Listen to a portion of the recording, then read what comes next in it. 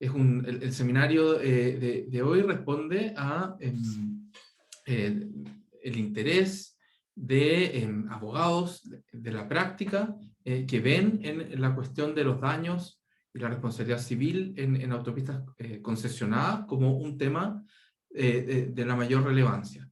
Y para ello hemos invitado hoy a 3 especialistas muy reconocidos en la práctica, Pedro Zelaya, Alberto Pino y Francisca Román.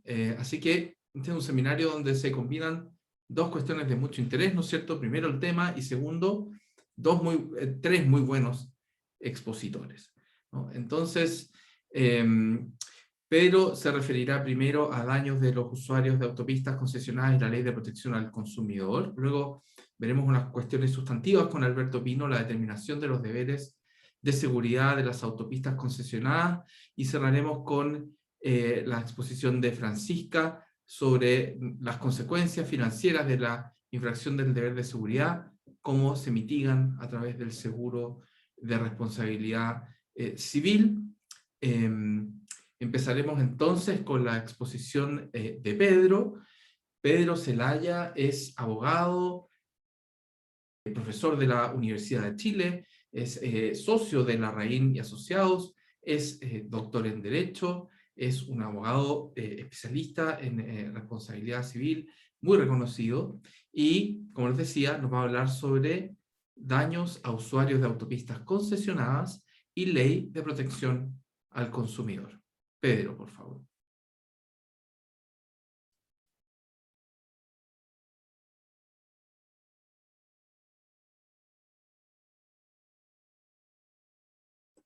Me parece que está silenciado, Pedro. Hola, gracias, Osvaldo. Buenas tardes a todos. No sé si ya pueden ver la pantalla. Yo les voy a hablar de un tema muy específico: daños en las autopistas y ley de protección al consumidor. Ustedes saben que el contrato de concesión de obra pública es una moderna modalidad de contratación. El contrato de obra pública directa en Chile existe desde hace décadas. El contrato de concesión de obra pública, en cambio, es una modalidad contractual más moderna, ¿cierto?, que ha permitido que el Estado de Chile pueda permitir que el privado, a su costo, riesgo y financiamiento, diseñe, construye y opere, y solo perciba ingresos una vez que ha terminado la construcción, mediante la percepción de tarifa.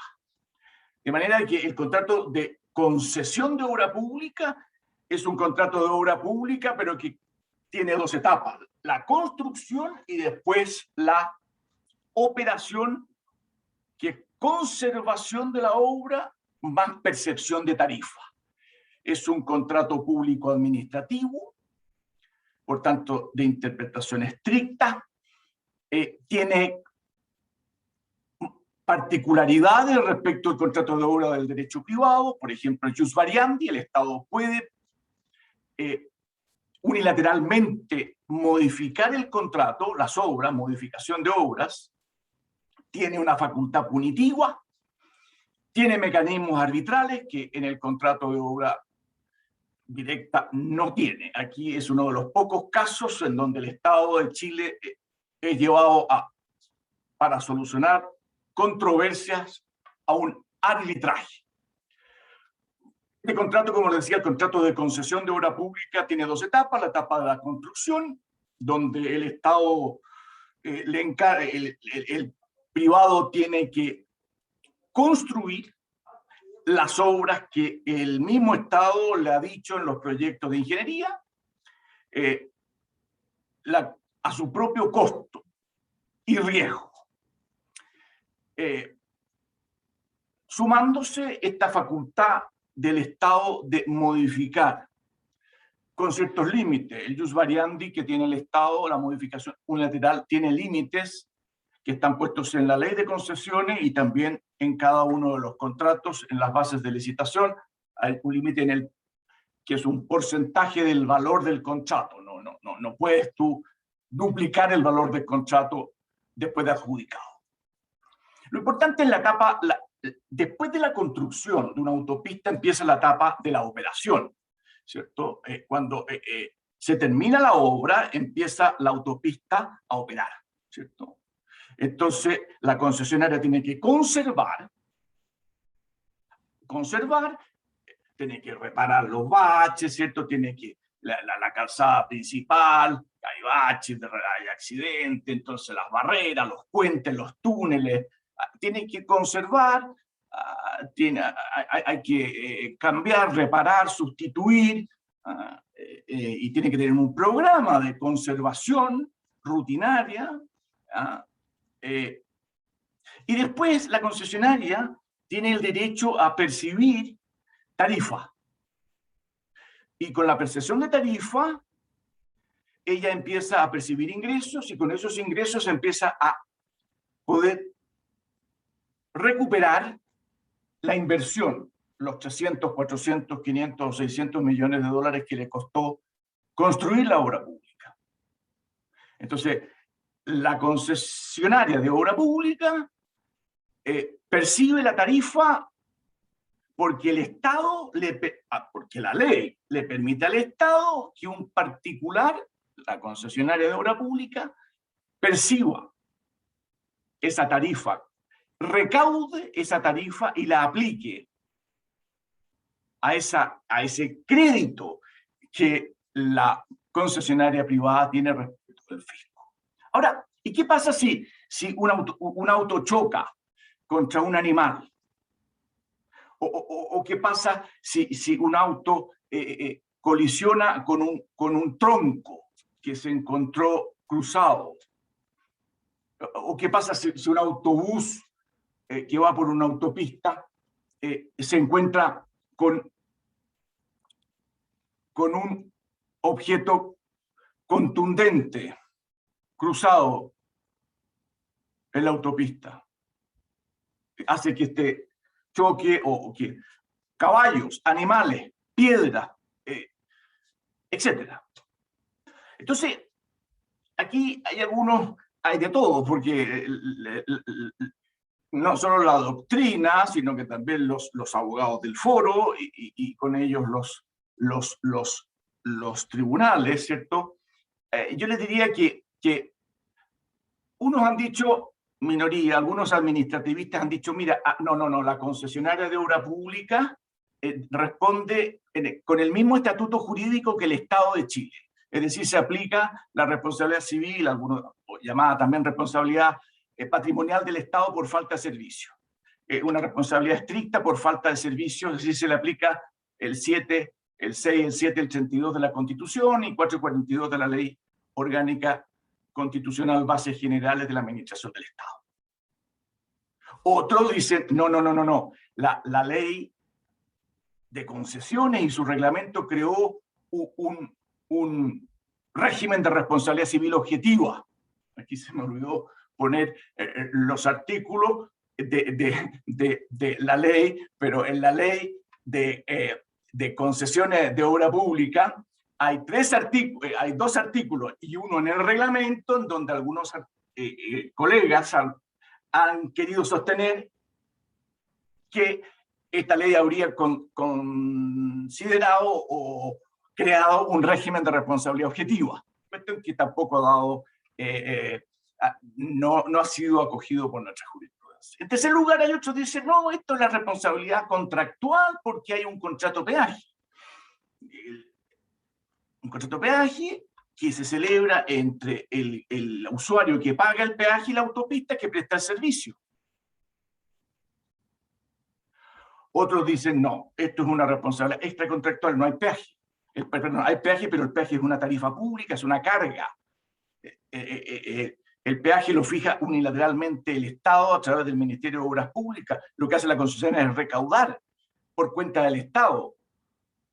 Entonces, el accidente en una autopista concesionada es lo mismo que el accidente en un camino público. No concesionado, es responsabilidad extracontractual por deberes de cuidado. extracontractuales. Y otros entonces han dicho, el CERNAC por de pronto, y el Ministerio se ha opuesto, el CERNAC ha dicho, oye, ¿se puede aplicar la responsabilidad civil establecida en la Ley de Protección al Consumidor, especialmente el artículo 23? Y el Ministerio de Obras Públicas se ha negado, ha dicho no. Y esto es lo que yo quiero ahora rápidamente posar. Pero yo antes... Pedro, ¿te puedo interrumpir un segundo? Dígame. ¿Puede ser que estás quieres compartir un PowerPoint? Sí, no estáis compartiendo nada. No, parece que no resultó, pero estás autorizado. Pero, bueno, ¿y cómo lo hago?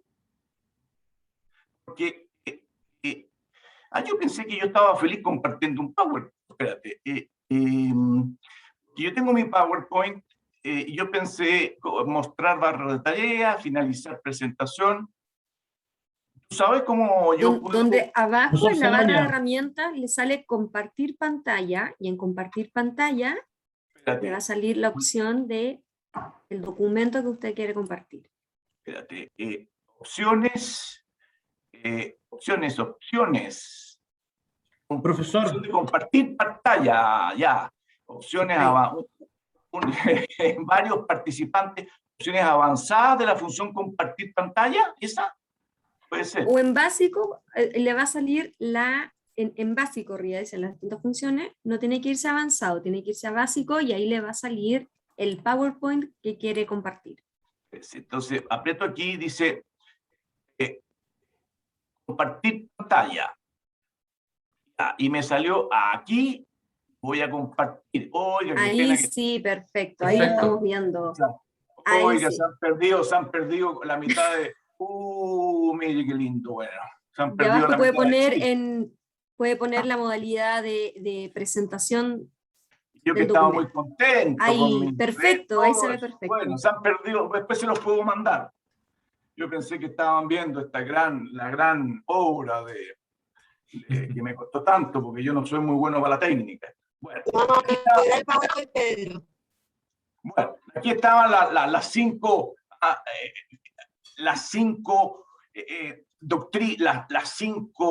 posturas sobre la naturaleza jurídica de la responsabilidad civil de una concesionaria, o las 5 estatutos jurídicos que fundamentan la acción civil indemnizatoria. Unos dicen que es la responsabilidad civil propia del Estado por falta de servicio, otros dicen que es la responsabilidad objetiva que está en la propia ley de concesiones y su reglamento, otros dicen que la responsabilidad contractual e inventan un supuesto contrato peaje, otros dicen que la responsabilidad extracontractual del 2314 y siguiente, y otros dicen es la responsabilidad civil de la Ley de Protección al Consumidor.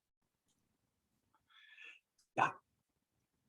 Entonces, yo antes, la Ley de Protección al Consumidor es una ley muy compleja, entonces yo les quiero hacer primero un big picture, un pequeño sobrevuelo porque es muy complicada. A todos nos cuesta entender. Entonces, la Ley de Protección al Consumidor, que no es una ley de responsabilidad por productos defectuosos, sino una sencilla ley de protección al consumidor, creó diversas acciones legales para proteger los derechos del consumidor, ¿cierto? Y solo en el artículo 50, allá en los últimos de los procedimientos, ahí ustedes, en ese artículo están las 5 acciones, por tanto, los 5 estatutos, las 5 clases de responsabilidad, miren, las 5, que a veces en las demandas del CERNAC dice demanda, en un mismo documento, en un mismo libelo, como dicen algunos, que ya no lo usan ahora, sin demanda, pero hay acciones a sancionar, son la acción infraccional, anular cláusulas abusivas, acciones de nulidad de cláusulas abusivas en contratos de adhesión. Hay acciones de cumplimiento forzado de las obligaciones incumplidas. Cuarto, acción de cesación. Y quinto, acciones indemnizatorias. Esas son 5. Entonces, Acción infraccional. Esto es lo que se llama la responsabilidad infraccional, que en Chile se estudia muy poco. En la escuela uno no lo estudia a veces. No, esto después de policía local, yo no salto esto, no sé lo que es. Y a veces lo confundo incluso responsabilidad administrativa, será más o menos lo mismo. No. La responsabilidad infraccional es algo muy serio. No es la responsabilidad económico-administrativa, no es la responsabilidad económica del jus puniendi, del derecho económico sancionador propio del contencioso administrativo de los mercados regulados, de las empresas sanitarias. No. La responsabilidad infraccional, y lo ha dicho la Corte Suprema, la responsabilidad infraccional es parte del jus puniendi del Estado y la ejercen los tribunales de justicia. Los juzgados de policía local son ejercen verdadera jurisdicción. Aunque algunos no lo quieran creer, ejercen verdadera jurisdicción. Y por tanto, ellos aplican penas infraccionales. Claro, es una simple multa, no, si esos son penas de caja registradora y que pague nomás y váyase, y ya, no se preocupe. No. Pero es responsabilidad infraccional o contravencional que la conoce un tribunal de la República, contra la cual hay un procedimiento, además, toda una ley que regula el procedimiento entre los juzgados de policía local. Entonces, responsabilidad infraccional, que la Corte Suprema ha dicho que se debe aplicar los principios constitucionales del debido proceso. Por tanto, nulla crimen sine culpa sine lege. El principio de la tipicidad y el principio de la legalidad del ilícito. Acción infraccional. Después está la acción de nulidad. ¿Sí? Busquen, hay acción de nulidad en el 16 siguiente de las cláusulas abusivas, contratos de adhesión. 3 cosas. Tiene que haber primero un contrato de adhesión, primera característica. Después en el contrato de adhesión hay que buscar que sea abusiva la cláusula y a esa cláusula nulidad. Y lo importante es que tienen que restituir todo lo que se ha dado o pagado en virtud de esa cláusula, ¿vale? Después están todas las acciones civiles de incumplimiento. Estas son las del 19 y las del 20. Estas son la reposición del producto, la bonificación de su valor. Estas no nos vamos a detener mucho, son las del 19 y las del 20, ¿no? La reparación gratuita, son acciones propiamente del consumidor afectado por un bien defectuoso. La cuarta, la acción de suspensión, que es cautelar, no sé, uno la puede obtener a través de una medida cautelar, pero lo pusieron como una acción sustantiva. Aquí viene la última, la acción indemnizatoria. Todos los perjuicios causados, y hay ejemplos, hay 2 ejemplos de disposiciones de la ley que establecen que aparte de la infracción se puede perseguir la indemnización de los perjuicios causados. Y aquí viene la gran pregunta. ¿La acción civil indemnizatoria en la ley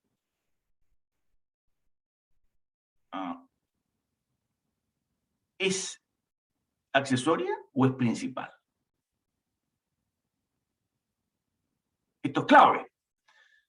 Es decir, la acción indemnizatoria en nuestra ley de protección al consumidor ¿es accesoria a la infraccional? ¿O es autónoma a la infraccional? Entonces, hay algunos, y yo les diría que hoy hay la mayoría, o hay doctrina y jurisprudencia que consideran que sí, que es accesoria, y que por tanto, que en el fondo, la ley de protección al consumidor tiene un marcado carácter infraccional. Y habiéndose decretado la existencia de una infracción, se le aplica la pena infraccional y cabe entonces, si se acredita daño, perseguir la responsabilidad civil. Pero hay otros, en cambio, que sostienen que hay autonomía. Y esto es lo mismo que ustedes en derechos civiles se estudia cuando en la acción de resolución, ¿se acuerdan? La acción resolutoria y de cumplimiento forzado, la indemnización, la acción de indemnización en la responsabilidad contractual, en el 1546 y siguientes, es la acción indemnizatoria contractual, es accesoria al cumplimiento forzado o a la resolución del contrato. Tengo que demandar el cumplimiento forzado para obtener la indemnización también. Tengo que demandar la resolución del contrato o puedo demandar directamente la indemnización. Lo mismo aquí.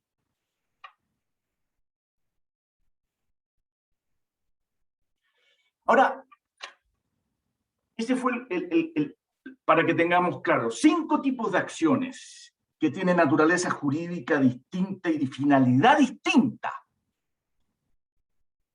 Pero hay una cosa más importante todavía, que son, para que se pueda aplicar la Ley de Protección al Consumidor, fíjense muy bien en el artículo 2, porque a veces uno se va al 50, pero es que, para que, a veces uno dice, a veces las ramas no dejan ver el bosque. Muchas ramas. El derecho ambiental también hay muchas ramas y no dejan ver el bosque, los principios sustantivos del derecho común. Que el artículo, el llamado acto de consumo, que yo nunca lo estudié porque yo aprendí el acto jurídico y me enseñaron el acto jurídico unilateral, el acto jurídico, el acto de consumo, yo acto consumo, yo no sabía lo que era el acto consumo. Ahora aprendí que el acto consumo, después me fui a la Ley de Protección al Consumidor tampoco me habla de acto consumo. Entonces me inventó la doctrina de todo este acto. Yo dije, quedan sujetos a las disposiciones de esta ley los actos jurídicos. Ah, muy bien, el legislador habla de actos jurídicos, el consumo parece que quede de conformidad a lo preceptado en el Código de Comercio, tengan el carácter de mercantiles para el proveedor y civiles para el consumidor. Es decir, el acto de consumo es lo que aprendimos en mercantil, acto mixto o de doble carácter. Si el acto de consumo tiene que ser acto mixto o de doble carácter. Si no es acto mixto de doble carácter, no es acto de consumo. Y no hay tutía. No hay competencia del SERNAC, no hay posibilidades de aplicar, porque no hay acto de consumo si es civil para las dos partes o si es mercantil para las dos partes. No hay acto, el llamado acto de consumo, por el propio legislador quiso que esto solo fuera entre un comerciante y un consumidor. Acto mixto o de doble carácter.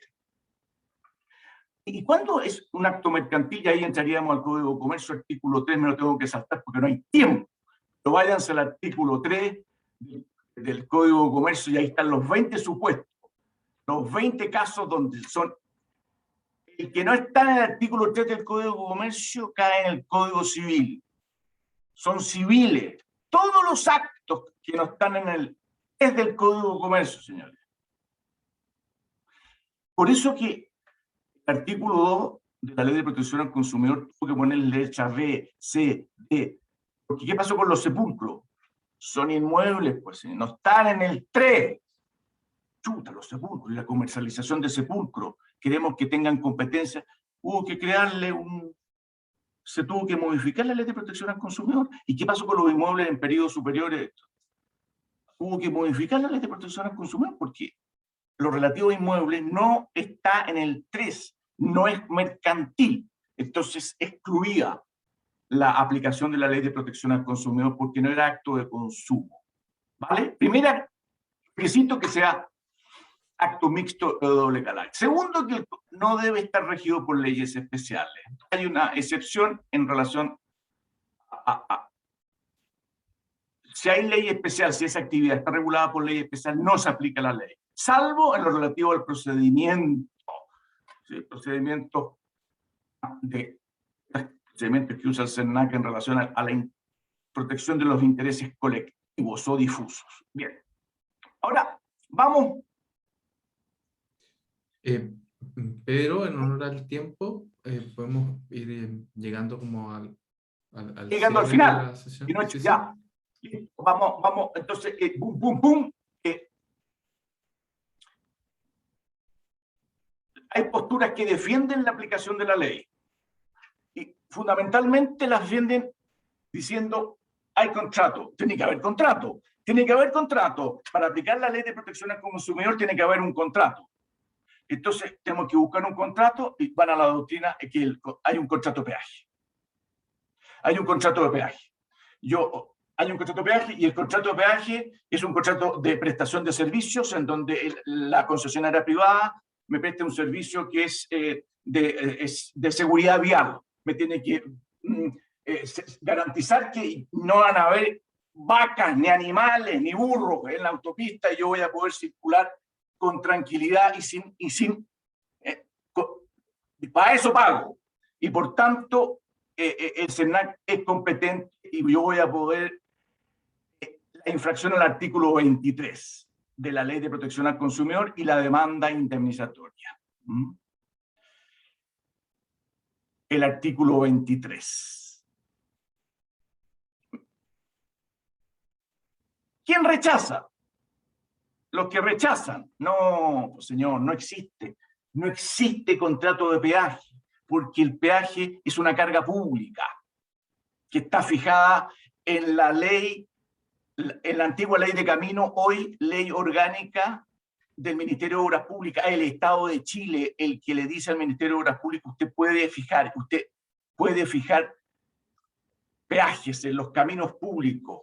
Usted es el único, una carga pública, que la fija unilateralmente el Estado, no la concesionaria, es el Estado. Las bases de licitación dice usted va a poder en esta caseta y en esta otra, y va, esto es lo que usted puede.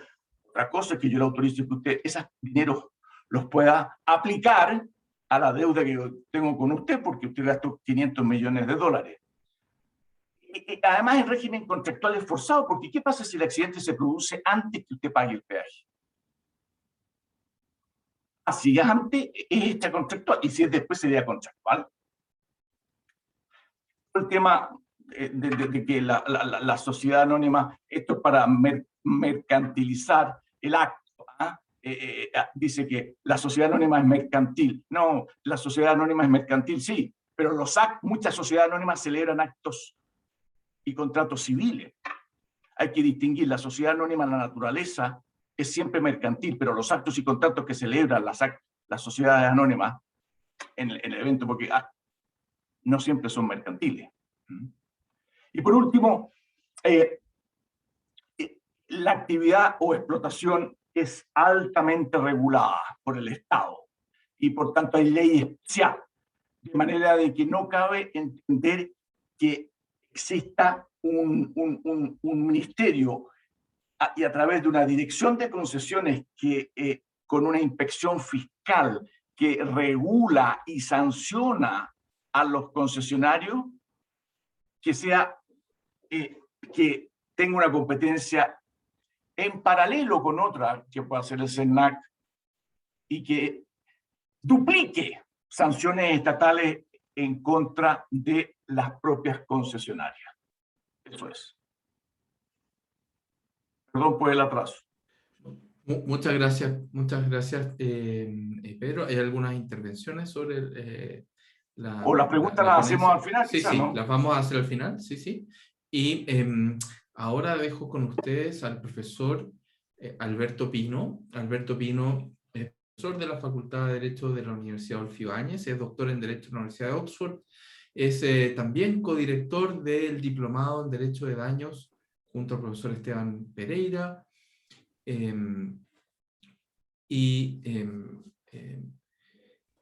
Bueno, también es un profesor muy destacado en estas materias y nos va a hablar sobre los deberes de seguridad en el caso de daños y en las autopistas. Bueno, buenas tardes. Muchas gracias por estar acá. Yo sé que en estos tiempos hay muchos seminarios y a veces aburre meterse a tanta cosa, así que tenemos buena asistencia hoy, así que les agradezco por estar acá. También le doy las gracias a Osvaldo por la organización del seminario y todo lo que implica eso, coordinación y además moderación, y también a Pedro y Francisca por participar. También quiero saludar a los alumnos de nuestro diplomado que ya mencionó Osvaldo, que veo varios que están acá, así que también los recibimos con mucho gusto. Yo, bueno, quiero conversar con ustedes hoy acerca de la determinación de los deberes de seguridad. Ya lo ha tratado el profesor Zelaya en parte. Y básicamente el objetivo es ir viendo cómo esto ha ido desarrollándose en alguna jurisprudencia reciente. Entonces hice algún sondeo de cómo ha ido esto evolucionando. Creo yo que es un tema muy abierto, en el cual hay mucha casuística y hay mucho espacio para discreción, y vamos a ver qué les parece a ustedes, cómo ha ido evolucionando, si están de acuerdo con la forma en que los tribunales han ido fallando. Un poco brevemente, ya lo ha mencionado en parte el profesor Zelaya, este es como el marco general de la regulación, la ley de concesiones de obras públicas, que está en el decreto 900 del Ministerio de Obras Públicas. El principal artículo al que se hace referencia es el artículo 23, que establece, ¿no es cierto?, que el concesionario tiene que conservar las obras, sus accesos, señalización y servicio en condiciones normales de utilización. Esa es la palabra que se ha principalmente, y de la cual se ha valido la jurisprudencia, para establecer los criterios, ¿cierto?, la normalidad que el concesionario tiene que mantener en condiciones de normalidad, en este caso las autopistas, las carreteras, y bueno, digamos en la letra A, número 2, condiciones de absoluta normalidad. Entonces, bastante exigente en ese sentido, estableciendo, ¿no es cierto?, el deber de la concesionaria de que tiene que suprimir las causas que originen molestias, incomodidades, inconvenientes o peligrosidad a los usuarios de las obras. También complementado con el artículo 35 de esta misma normativa, que también establece una norma más general respecto de que el concesionario debe responder de los daños de cualquier naturaleza que se ocasionen a terceros, ¿ya? También, entonces, bien exigente respecto de los posibles daños que puedan ocurrir en la ¿no es cierto?, explotación de la concesión. También hay otros aspectos que podrían agregarse a esto, que tiene que ver con, y vamos a verlo en la jurisprudencia también, las bases de licitación. Las bases de licitación generalmente van a establecer también deberes de seguridad, y aquí no lo indiqué, porque obviamente depende de cada una de las licitaciones en particular, pero las bases de licitación y también la oferta que propone la concesión, ¿no es cierto?, que va a formar parte del contrato, va a establecer también ciertas exigencias que después, al momento en que ocurren estos accidentes, salen a la luz, ¿ya? Y ahí entonces se le exige a la concesionaria, ¿no es cierto?, que se haga cargo de los aspectos que prometió en su oferta y que estaban, ¿no es cierto?, establecidos en la licitación. Y asimismo también la concesionaria tiene que respetar la normativa de otra índole, ¿no es cierto?, desde el punto de vista regulatorio, que puede ser, por ejemplo, la regulación medioambiental o regulación urbanística. También podríamos enumerar, digamos, una serie de normativas acá que la concesionaria tiene que respetar, pero como les digo, son las principales normas que establecen este deber de seguridad para los usuarios de las autopistas. Bueno, también se menciona el reglamento de la Ley de Concesiones de Obras Públicas, también en términos más o menos similares, ¿ya? En términos más concretos, de este deber de seguridad que es, como les digo, muy exigente. De hecho, es más enfático en esto el artículo 62 del reglamento, cuando dice que la concesionaria tendrá que adoptar todas las medidas para evitar daños a terceros y al personal que trabaja en la obra. O sea, prácticamente tiene que hacer, es casi una especie de obligación de resultado, ¿no? Si algo sale mal, necesariamente, o casi, es automáticamente imputable a la concesionaria. ¿Ya? Es bien exigente, es bien exigente. Obviamente hay que matizar esto y tenemos que ver, ¿no es cierto?, en qué caso va a responder y en qué no, y eso a través de algunos ejemplos, ¿ya? Pero eso en principio era para examinar, ¿no es cierto?, los deberes que se impone formalmente a la concesionaria. Ahora, ¿cuál es el grado de diligencia? Bueno, ya lo hemos visto, ¿no es cierto? El profesor Zelaya ya trató esto en parte, ¿no es cierto? Se habría pensado en que esto incluso sería equivalente a una especie de responsabilidad estricta o objetiva, en el sentido de que prácticamente la concesionaria responde frente a todo evento, cualquier tipo de daño que se produzca a tercero en el uso de la autopista, respondería la concesionaria, una especie de garantía que establecería la concesionaria, pero esto ha sido rechazado, y en realidad lo que se dice es que, extrayendo de estas normas, ¿no es cierto?, que lo que tiene que hacer la concesionaria, y a lo que se obliga, es a facilitar el servicio en condiciones de absoluta normalidad, y su deber de adoptar todas las medidas para evitar daños a terceros. Ahora, ¿es una exigencia alta? Desde luego que sí. El profesor José Luis Díez tiene un artículo que lo recomiendo, lo dejo ahí citado también, que es muy citado en la jurisprudencia, un excelente artículo del 2012, en que él dice esta frase, ¿no?, que hay que cumplir, el concesionario tiene que cumplir con una esmerada diligencia. Eso es, en el fondo, un estándar muy alto de diligencia que debe cumplir la concesionaria. No es responsabilidad estricta, no es responsabilidad objetiva, pero es un estándar alto de exigencia en cuanto a la culpa, y en ese sentido también los tribunales citan esa frase para ser bien exigentes con las autopistas.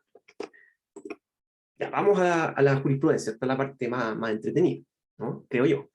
Hay una sentencia de la Corte Suprema del año 2019, relativamente reciente, que está siendo bastante citada. Yo los casos que encontré de ahora último están citando esta sentencia, por lo tanto parece ser una sentencia importante. Es un caso de un automóvil que conduce por la autopista 5 Sur a la altura del kilómetro 061 y bajo condiciones de lluvia, y termina volcándose hacia la derecha del camino, pierde el control y se termina volcándose fuera del camino. El punto es que en el lugar donde ocurrió este accidente se había acumulado una importante cantidad de agua que estaba emposada, y eso obviamente es como la causa, digamos, de por qué se produce este accidente.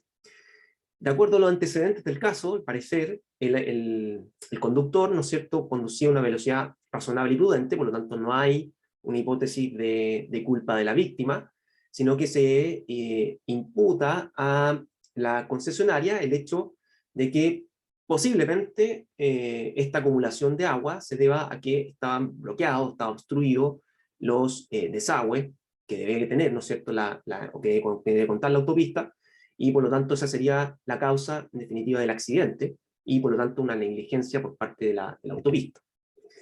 La sentencia de primera instancia dice efectivamente que hay un incumplimiento de los deberes por parte de la concesionaria, y esto constituye justamente una prestación anormal. ¿Se acuerdan lo que veíamos de la absoluta normalidad? Que tiene que haber absoluta normalidad. Acá hay algo anormal, y por lo tanto hay responsabilidad. La Corte de Apelaciones revoca la sentencia, interesante, porque dice que efectivamente no se acreditó en el caso que había una eventual negligencia por parte de la concesionaria, porque no habría antecedentes para desprender, digamos, de que en este caso el accidente se debía, o la acumulación del agua se debía, a una obstrucción por basura de los desagües.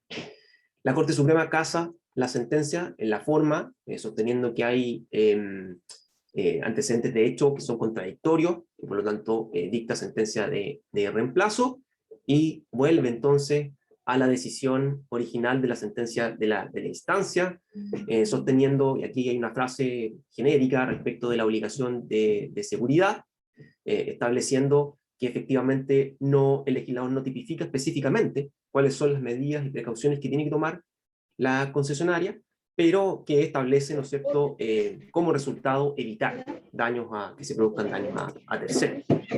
Y acá nos dice, ¿no es cierto?, que en base a lo que dijo el juez de la instancia, había agua acumulada y no había una advertencia que pudiera alertar a los conductores, típicos estos anuncios que dicen hay lluvia, maneje con precaución o reduzca la velocidad, ¿no es cierto? Y por lo tanto, en ese sentido, estaría incumpliendo la autopista su obligación de seguridad.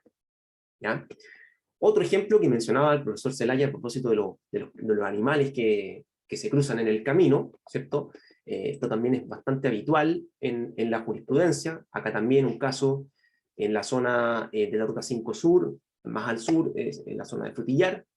Un vehículo colisiona con un animal vacuno que se cruza en la Ruta 5 a una gran velocidad, imagínense, y por lo tanto ocasiona un accidente importante.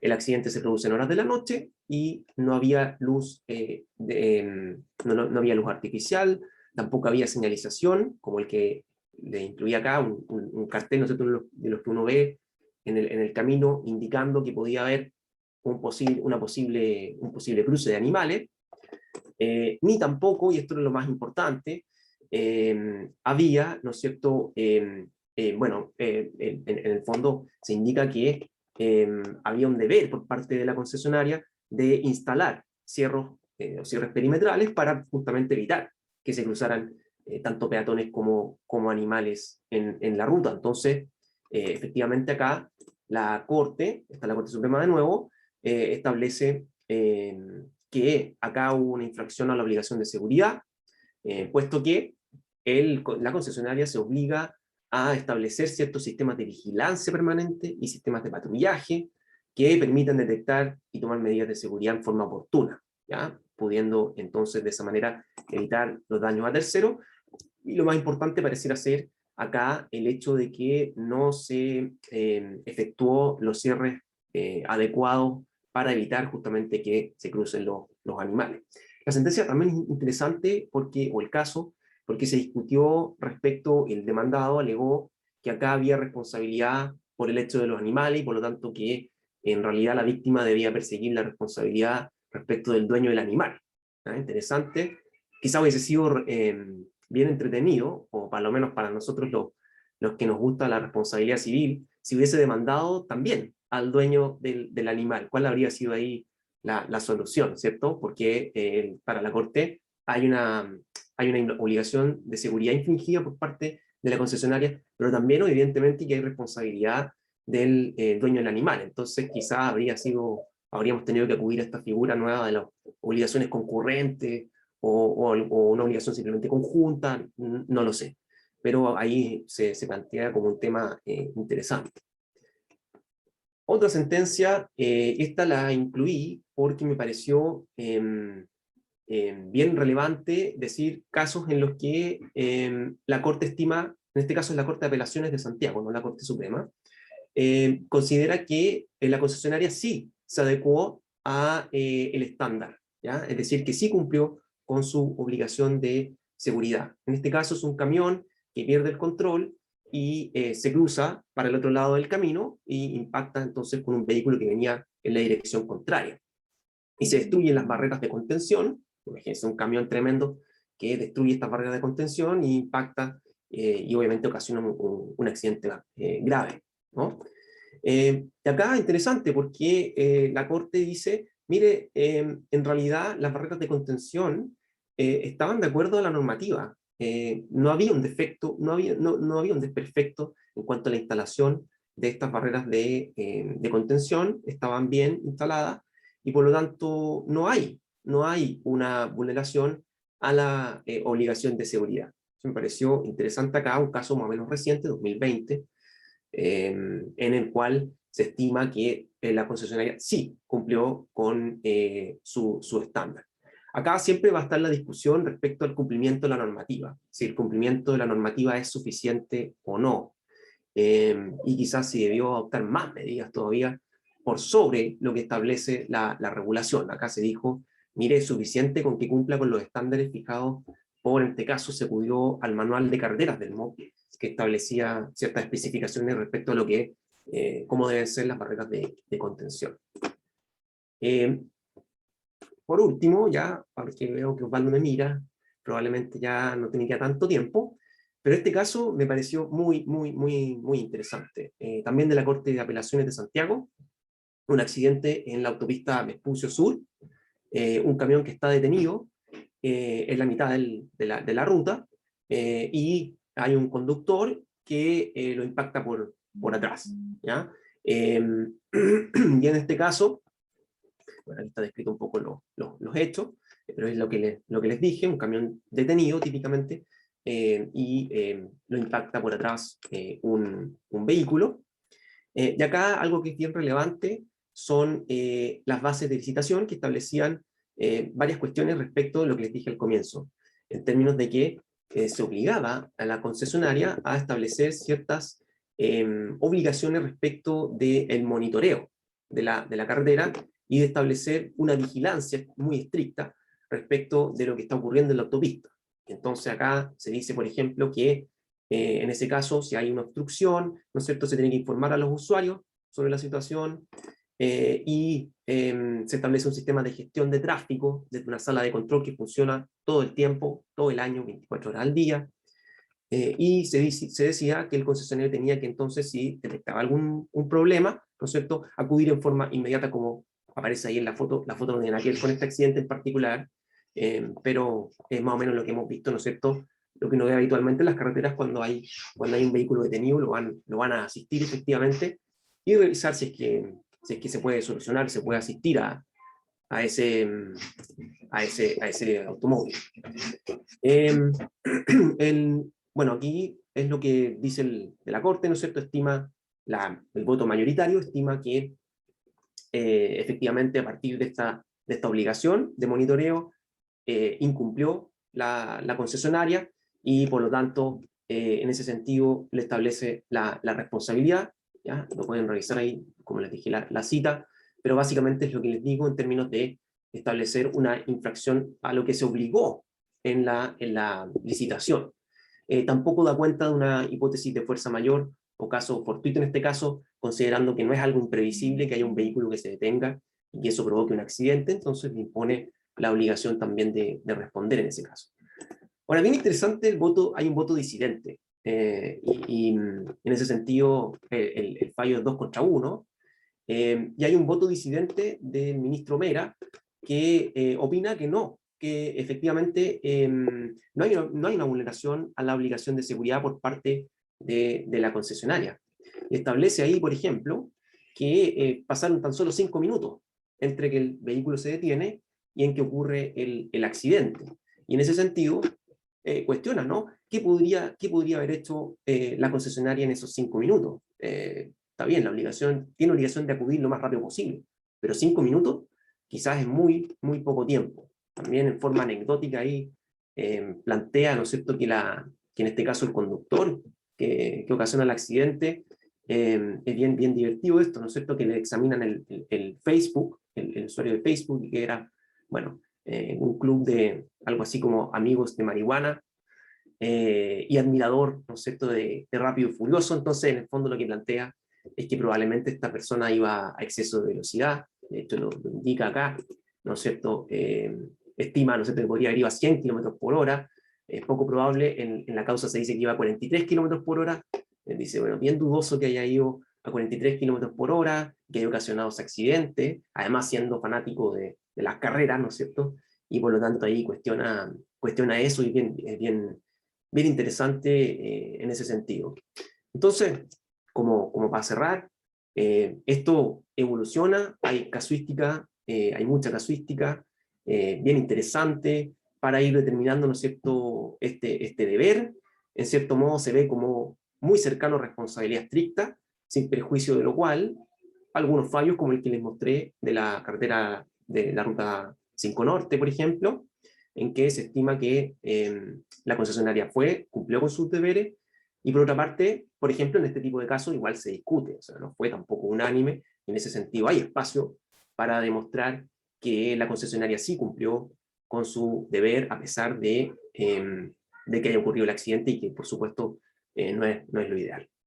Así que muchas gracias, perdón si me excedí un poco, pero con eso concluí mi participación. Muchas gracias. Muchas gracias, Alberto.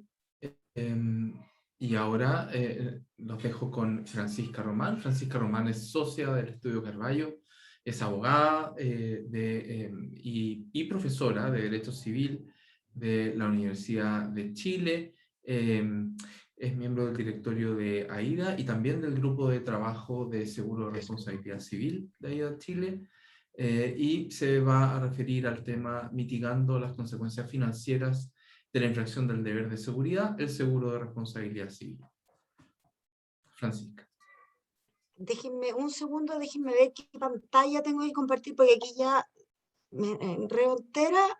¿Se ve mi pantalla? Y si se ve bien. Ya, súper.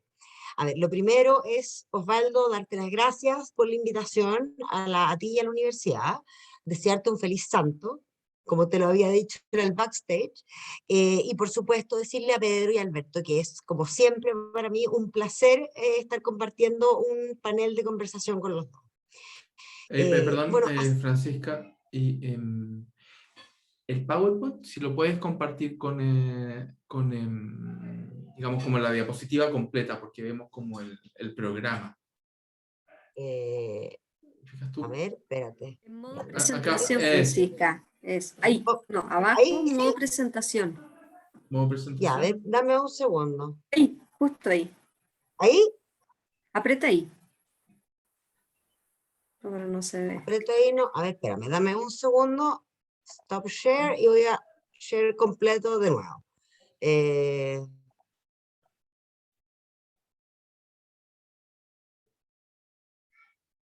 Ahí, no, nada. Porque ahora ya no me veo ni yo. Ahí. Y abajo, bueno, mira, ahora se ve más grande, pero abajo a la derecha No, hay sí, una sí, sí. opción que Ah, es... no, Ajá. no, te juro que todavía manejo el PowerPoint 101, pero lo que pasa es que cuando trato de, como estoy con dos pantallas, cuando pongo la pantalla grande en la pantalla, dejo de ver entiendo. el zoom, Ya, entonces me mira, pierdo. déjalo así como estaba porque ya lo habías puesto mucho mejor, más amplio, ¿no? Ya, a ver, ahí se ve Ahí se ve decente. mejor. Ya, Sí, se ve mejor. ya. Bueno, después de todas maneras se los dejo pasado a todos. Quiero recoger dos cosas especialmente que me interesan para los efectos de esta conversación. Una de lo que comentó Pedro y una de lo que comentó Alberto. De lo que comentó Pedro, probablemente lo más crítico para los efectos de lo que quiero yo que conversemos es esta gran discusión sobre si la responsabilidad civil que emana de la autopista es contractual o extracontractual. Y eso, por cierto, porque esto es un tema que es crítico para los efectos de las coberturas de seguro. Y segundo, bueno, obviamente respecto de lo que comentó, ¿no es cierto?, Alberto, bueno, es importante el tema de las tipologías y de cuán es el estándar, ¿no es cierto?, del deber de seguridad. Por supuesto, no voy a referirme en detalle a ninguna de estas dos cuestiones que bien han expuesto Pedro y Alberto alternativamente, sino que simplemente quiero que todos, que ya las hemos escuchado, las tengamos en la cabeza, digamos, en lo que vamos a conversar en lo sucesivo. Tal como lo dijo Alberto, las tipologías en materia de responsabilidad civil en autopista, bueno, es enorme, ¿ya? Hablamos de animales en el camino, obstáculos en las vías, deficiente conservación o mantenimiento de las obras viales, problemas de diseño o señalización, los casos que dieron origen probablemente a esta pseudo, si uno quisiera pensarlo así, disciplina, que no son más que los piedrazos finalmente, que yo creo que todos que es en el fondo la primera aproximación que todos tuvimos a este gran problema. el manejo, ¿no es cierto?, en condiciones climáticas adversas, ¿ya? A veces bien informadas, a veces no tan bien informadas, casos de conductores que han manejado contra el tránsito en autopistas concesionadas, y un largo etcétera de tipologías que hoy día hemos visto, pero que en el futuro no tenemos idea, ¿no es cierto?, qué es lo que vamos a ver. Y la pregunta es, por un lado, o más bien, la pregunta que quiero que conversemos, por lo menos aquí, es ya no cómo se responde, ni bajo qué estándares se responde, ni en qué sistema se responde, sino quién responde. O sea, básicamente, ¿quién paga? ¿Ya? Y es una pregunta que comprenderé, o sea, obviamente, ¿no es cierto?, resulta especialmente relevante. Estoy tratando de poner el cronómetro para que Osvaldo no me está retando al final. Y por lo tanto, al final del día, el problema de la responsabilidad civil de las autopistas es un tema de administración de riesgo, ¿ya? Y los riesgos pueden administrarse de distintas maneras. Pueden administrarse eliminándolos, o sea, suprimiendo, teniendo estándares de seguridad de tan alta calidad, digamos, en todos los aspectos, que hagan que en verdad el riesgo no sea tal y por lo tanto uno sea completamente adverso, digamos, mitigándolo, ergo, ¿no es cierto?, estableciendo costos de prevención de tal calibre que incluso pudiesen llegar a ser económicamente ineficientes, reteniéndolo, transfiriéndolo contractualmente a los usuarios, si es que eso fuese posible en el contexto de la normativa de protección al consumidor, si uno entendiese que fuera aplicable, cuestión de la que sería una conversación por demás completamente distinta, o bien, que yo diría es hoy día la gran manera con que las autopistas lidian con su grandes riesgos, es a través, ¿no es cierto?, de su transferencia a través de seguros de responsabilidad civil, ¿no? Y en ese contexto simplemente un par de cuestiones previas para saber de qué es lo que estamos conversando. Bueno, los seguros de responsabilidad civil han sido un tránsito en el mercado nacional, digamos, la realidad comparada es distinta, pero es hoy día una cuestión de la que nos hacemos cargo y que reconocemos como algo importante hace, yo diría, no más allá de 15 años. Estas eran unas coberturas que venían como pegadas con chicle, como diría yo, con otras coberturas, como las coberturas de property, ¿no es cierto? Pero que en realidad no eran un producto desde el punto de vista de los seguros en sí mismos, y que de hecho cuando uno las pensaba en las ideas de cómo estaban incluso parametrizadas dentro del propio mercado asegurador, estaban dentro de las de las ideas de misceláneas, o sea, no aparecían ni siquiera como conceptualizadas como coberturas específicas, ¿ya? Hoy día, en cambio, las coberturas de responsabilidad civil puras y duras son más o menos un primaje, estamos hablando de un primaje de 160 millones de dólares al año, además de aquellas primajes que vienen asociados a las coberturas de property o de equipo de contratista o de todo riesgo, ¿ya?, que también traen estas coberturas todavía como, entre comillas, regaladas, diría un amigo mío, ¿ya?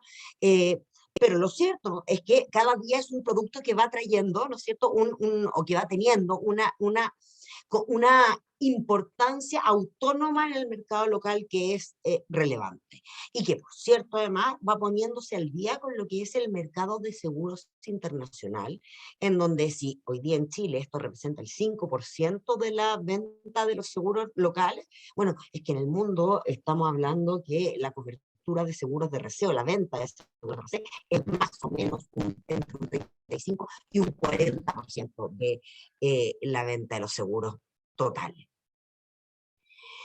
Entonces hay que empezar a pensar, bueno, ¿qué es lo que es el seguro de RC? Bueno, el seguro de RC, y hoy día lo define el artículo 570 del Código de Comercio, no es más que un instrumento legal que tiene por objeto un fin financiero. ¿Y cuál es este fin financiero? ¿No es cierto? Es cautelar el patrimonio del asegurado frente a hechos dañosos, ¿ya?, que produzcan, voy a ser reiterativa, daños en patrimonios de un tercero. ¿En qué términos? Bueno, en los términos en que está establecido la propia póliza, ¿ya? No voy a repetir el artículo 570, y que por demás ahí está transcrito en el PowerPoint y que todos ustedes pueden consultar, porque si no, esto va a ser realmente una gran lata. Entonces, normativamente, aquí hay que hacer un gran antes y después, ¿no es cierto? Porque la comercialización de los seguros de responsabilidad civil es muy antigua en el mercado chileno, ¿ya? No obstante, pese a lo antiguo que tiene la comercialización de estas coberturas, lo cierto es que estas coberturas recién vinieron a incorporarse desde el punto de vista de la tipicidad al Código de Comercio en la reforma que se realizó el año 2013 con la ley 20.667. Antes estaba dentro de la regulación de seguros, no se reconocía la categoría específica de los seguros de responsabilidad civil. Ahora, la pregunta es, ¿qué tono adoptó el Código de Comercio frente ya al seguro de responsabilidad civil? Porque uno puede mirar, ¿no es cierto? Hay dos miradas en que uno puede, con las que uno puede abordar este tipo de seguro. Una mirada más tradicional y que mira, o que observa, o que atiende al asegurado, ¿ya? Y que tiene que ver con cómo yo, compañía de seguros, ¿no es cierto?, lo que hago es que cautelo el patrimonio del asegurado propiamente tal frente a una contingencia posible de tener que indemnizar a un tercero a quien causó daño en alguna hipótesis que esté dentro de la cobertura de la póliza. Y esa es la opción que pareció tomar el Código de Comercio, ¿no es cierto?, a propósito de la reforma en 2013. También podría ser, y que es lo que hacen las legislaciones más modernas, particularmente la inglesa, diría yo, una mirada más contemporánea del recurso, por Dios, hoy día ando con la lengua trabada, de los seguros de responsabilidad civil, y que dice en relación con mirar ya no al asegurado propiamente tal, sino a la víctima del ilícito civil, ¿ya? Y con proteger, por lo tanto, ya no el patrimonio del asegurado, que por cierto siempre va a ser un bien jurídico comprendido en este contrato de seguro, sino más bien pensando en cómo facilitar la protección de la víctima a través, por cierto, de la protección del patrimonio del asegurado. Y en eso, bueno, hay varias cuestiones, ¿no es cierto?, que facilitan esa tarea. Por un lado, yo diría una cuestión de publicidad, si uno quiere, ¿ya? Publicidad pura y dura que tiene que ver con que los seguros de responsabilidad civil tengan ciertas disposiciones de oponibilidad, que yo pueda saber, por ejemplo, si el profesor Lagos tiene un seguro obligatorio de responsabilidad de daño a terceros, ¿ya? Evidentemente eso hace, en este caso, o que yo pueda acceder o saber, en el caso de una autopista, si tiene seguro de responsabilidad civil en favor de los conductores que transitan, ¿ya? Y cuáles son, en caso de ser cuáles, las coberturas que ese seguro tiene, ¿ya? Una segunda cuestión, ¿no es cierto?, es que el tercero damnificado o víctima del accidente, por decirlo así, bueno, tenga la posibilidad de discutir activamente, ergo, en otras palabras procesales, la legitimación activa, ¿no es cierto?, de discutir frente a una disputa entre la compañía y el asegurado, que en este caso no van a ser más que la compañía y la autopista, ¿no es cierto? Bueno, la posibilidad de algún problema de cobertura frente a un seguro del que yo, como víctima del accidente, soy víctima. No es baladí si el seguro tiene o no tiene cobertura respecto de la víctima. Y por lo tanto no es baladí si es que la víctima puede participar o no de esas discusiones de cobertura. Y muy particularmente, y aquí es una cuestión y en eso uno da cuenta, digamos, de cómo la ley 20.667 terminó resolviendo este asunto, bueno, la posibilidad de que la víctima pueda o no tener una acción directa frente a la compañía aseguradora enfrentada, ¿no es cierto?, a la posibilidad de daño. Y lo cierto es que la ley 20.667 en eso fue clara. Negó la posibilidad de una acción directa de la víctima del accidente frente al asegurado a la aseguradora de responsabilidad civil, ¿ya? Por lo tanto, aquí nosotros vemos que efectivamente esta es una manera de administrar los riesgos, pero una manera de administrar los riesgos que mira no a la víctima del ilícito civil, como diríamos los profesores de civil, sino que mira al asegurado en tanto contratante de una póliza, ¿ya?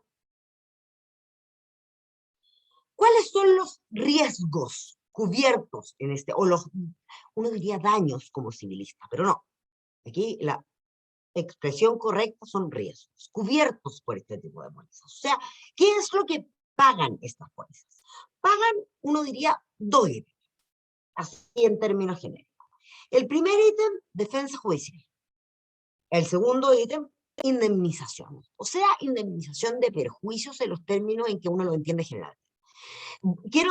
Voy a ahondar en particular en la mayor, o sea, en la póliza más usada en cobertura de responsabilidad civil sobre estos puntos, por lo tanto no me voy a detener ahora para efectos de no comer demasiado de mi tiempo que después el señor Contreras me va a cobrar. Así que voy a seguir adelante. Pues son estos dos grandes ítems, gastos de defensa y indemnización. Que excluyen también por definición este tipo de coberturas. En los temas de defensa excluyen generalmente defensas penales, defensa o gastos de defensa de procedimientos administrativos o de acciones constitucionales, y por cierto todas aquellas que digan razón con garantías o cauciones, que son básicamente, imagínese usted si quiere deducir una prejudicial o precautoria para quien la ley le exige rendición de defensa, ¿ya? Que excluyen, por regla general, en materia de indemnizaciones, o sea, de daños. Lo que tienden a excluir son, uno, daños propios, ¿ya? O sea, todo lo que a usted, como autopista, le cuesta el manejo de la crisis, los costos de publicidad, ¿no es cierto? El retiro de productos cuando hay, literalmente, retiro en este caso de autos, de restos de accidentes, ¿no es cierto? O sea, todo lo que son costos propios, ¿ya? Excluye también los gastos de prevenir accidentes futuros, o sea, la experiencia aprendida la asume el asegurado y no la compañía de seguro, ¿ya?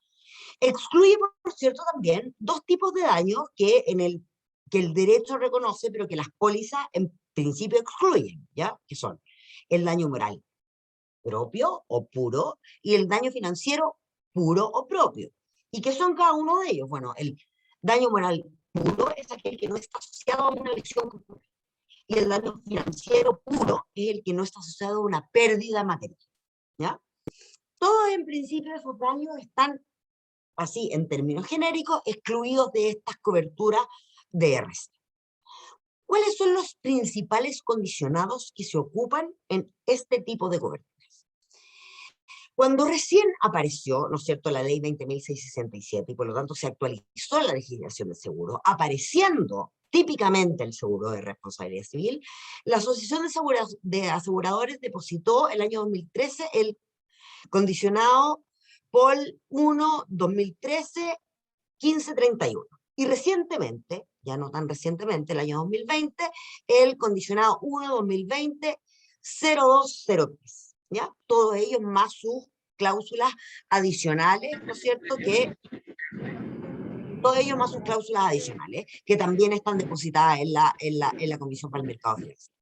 Me voy a concentrar hoy día en algunos aspectos particulares de la CAT del 2013, que es la que aún se usa. Ahora, también se ocupan otros condicionados, ¿ya? Que no son condicionados depositados en la CMF, que son condicionados internacionales, particularmente que vienen del derecho inglés, pero que tienen una aplicación excepcional, ¿ya? Porque solamente pueden ocuparse condicionados no depositados en la CMF en ciertas y particulares circunstancias que no son necesariamente el caso de la autopista, pero que probablemente lo son debido a que son empresas de tal infraestructura que tienen planes de responsabilidad que seguramente superan, ¿no es cierto?, las condiciones de las que, o más bien, o con las que la ley permite suscribir pólizas no depositadas, que son cuando asegurado y beneficiario contratante son personas jurídicas ambas, cuando el monto de la póliza de la prima anual es superior a 200 UF y además cuando el contrato de seguro es firmado tanto por la compañía como el contratante. En esos casos, obviamente, los programas de responsabilidad civil pueden, ¿no es cierto?, estar bajo el amparo de pólizas que no están depositadas en la CMF. Veo que, como siempre, el tiempo pasa mucho más rápido de lo que quisiera, así que quiero detenerme en tres cuestiones que me parecen especialmente importantes de la POL del 2013. y que además valen también para la POL del 2020. Por lo tanto, es una conversa que podemos tener en términos bien generales. La primera, que tiene que ver con las coberturas específicas que contiene la POL del 2013 y la del 2020. La primera es qué tipo de responsabilidad cubre. ¿Ya? Y ahí es especialmente importante lo que comentaba Pedro, porque en principio estas POL solo cubren responsabilidad civil extracontractual y no contractual. ¿Ya? Por lo tanto, definir ex ante, digamos, despejar ese interrogante ex ante, bueno, es relevante respecto de ver si un accidente, ¿ya? Bueno, gatilla o no gatilla las coberturas de una póliza de responsabilidad civil de una autopista frente a un accidente de un usuario. Uno podría decir, bueno, ya, vale, asumamos, ¿no es cierto?, que es una responsabilidad civil de naturaleza extracontractual, ¿ya? Caso en el cual excluye la contractual, y en ese caso la pregunta es cómo podría uno asegurar una responsabilidad contractual a través de una póliza de RC. Y la respuesta sería doble probable. Uno, la responsabilidad mixta, por decirlo así, bueno, se puede amparar a través de un condicionado particular. O bien, decir que en ciertos casos, bueno, es que para eso existe un tipo de seguro bien específico, que es el seguro de caución o de garantía, que es efectivamente aquel que lo que hace es garantizar obligaciones contractuales o legales entre una parte y la otra, porque además tiene sentido en el sentido de ser, ¿no es cierto?, una póliza que tiene pensado, ¿no es cierto?, el garantizar obligaciones contractuales que por lo tanto tienen efecto relativo, a diferencia de una póliza de RC que más bien está pensando en responder frente a cualquier tercero, ¿ya?, que puede ser una potencial víctima del accidente, y por lo tanto estructuralmente son pólizas que funcionan distinto. Una segunda cuestión es que, por lo tanto, derivado de lo anterior, es que otorgan cobertura en los términos de las reglas generales de la responsabilidad extracontractual. Esto es de los artículos 2003, 14 y siguientes del Código, ¿ya? Y por lo tanto, plantean, al menos, dejan abierta la pregunta de qué es lo que ocurre, ¿no es cierto?, con ciertos estatutos especiales de responsabilidad, dentro de los cuales podría estar la responsabilidad de las autopistas. ¿Ya?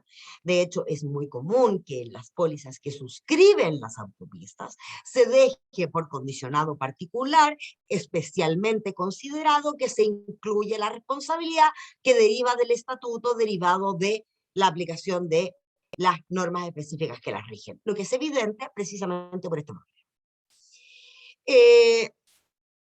Solamente, y esta es una cuestión que yo también creo que es bien crítica, bueno, la POL del 2013 y también la POL del 2020 solo cubren daño emergente y daño moral.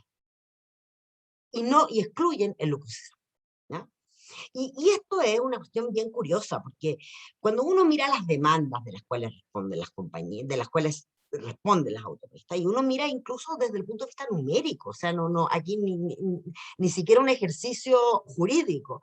Bueno, es que los ítems indemnizatorios, es que son 5 millones por daño emergente de la hospitalización, son 5 millones por el dolor y afección psicológica que me causó, y son 150 millones por el lucro cesante. Y lo cierto es que, aun cuando desde el punto de vista de la pretensión ello puede ser correcto, desde el punto de vista de la cobertura del seguro, ¿ya? Bueno, que estamos frente a una compañía de seguro que tiene ciertos derechos y obligaciones que son asimétricos a la reclamación que se le presenta. Y esa es una cuestión que es importante, particularmente atendido a que el segundo ítem, ¿no es cierto?, segundo gran ítem que se indemniza con cargo a la póliza es la defensa judicial, ¿ya? Y en el contexto de la defensa judicial, cuyos costos, como yo ya insinué, asume la compañía, bueno, la pregunta es qué derechos tiene la compañía respecto de esa asunción de defensa judicial, ¿ya? Y además porque hay una cuestión de la que, digo, uno no puede ser un ingenuo. Bueno, puede haber o puede existir, sea más aparente que real, y ahí yo dejo simplemente el punto puesto encima de la mesa, una suerte de conflicto de interés entre los abogados que quiere la compañía de seguros y los abogados que quiere el propio asegurado, y si además usted a eso le agrega que este contrato puede estar reasegurado y ese reaseguro tener una cláusula de control, bueno, los abogados que además quiere el reaseguro. Y entonces la gran pregunta es, ¿cómo hacemos para que todas esas obligaciones, derechos que surgen para la compañía, por un lado, obligación de pagar los gastos de defensa judicial, y por otro lado, su derecho de asumir la defensa, bueno, concurran junto con el interés correcto del asegurado de tener la mejor defensa que puede tener?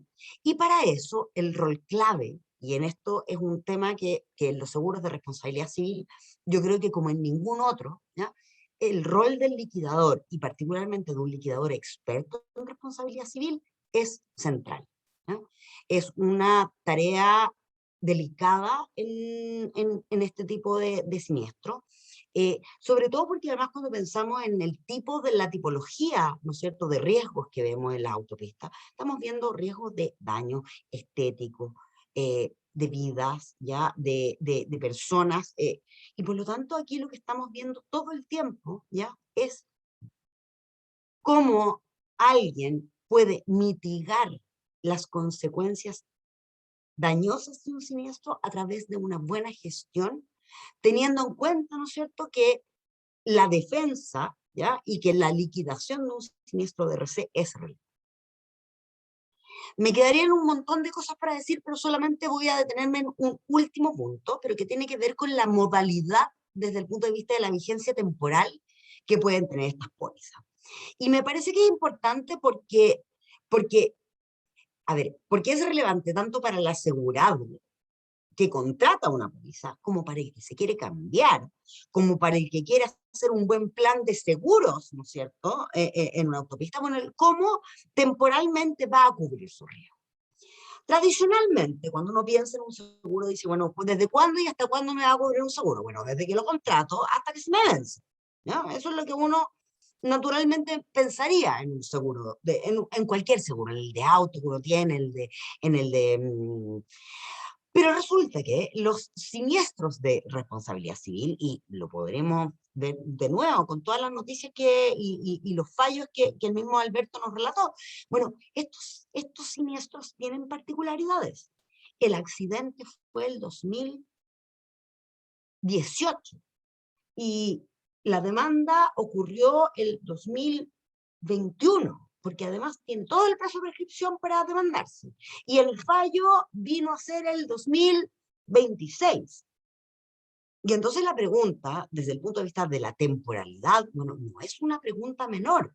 Y es por eso que los ingleses hablan de el efecto long tail de los siniestros de responsabilidad civil. Y el cómo, bueno, son capaces de limitar estos efectos long tail. La modalidad estándar con la que se contratan los seguros de responsabilidad civil es la modalidad de los ocupantes, y que fundamentalmente que mientras el hecho del siniestro, o sea, el accidente, o como diríamos los profesores de civil, el ilícito civil, ocurre dentro de la vigencia de la póliza, entonces está cubierto. ¿Cuál es la única, entre comillas, ¿ya?, limitación que pone la compañía de seguros para poder tener algún margen de temporalidad más allá del mero plazo de prescripción?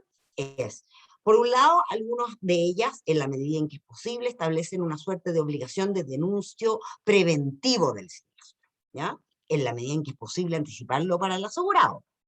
Ello no siempre es posible.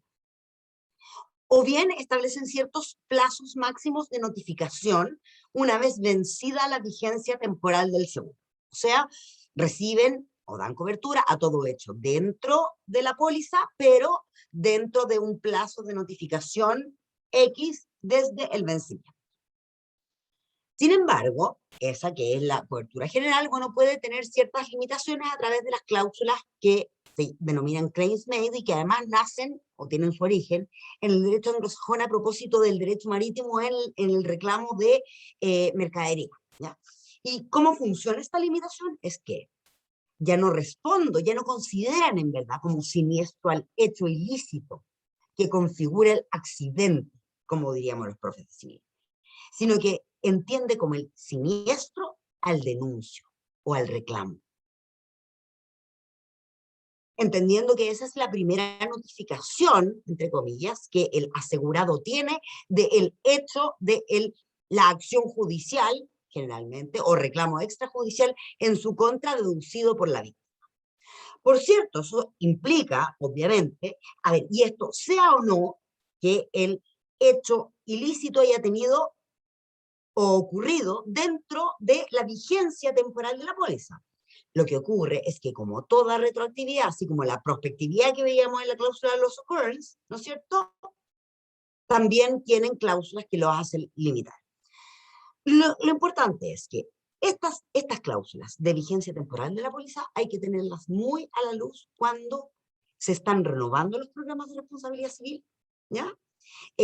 Y sin perjuicio de que uno pueda hacer estos descuadres, lo que hay que tener presente son los descalces para contratar coberturas que lo que permitan es que no tenga entre una y otra soluciones de continuidad. El resto de, que me hubiese encantado hablar de lo importante que es la liquidación de este tipo de siniestros, lo dejamos para otra oportunidad, pero de todas maneras se los dejo en el PowerPoint. Muchas gracias a todos.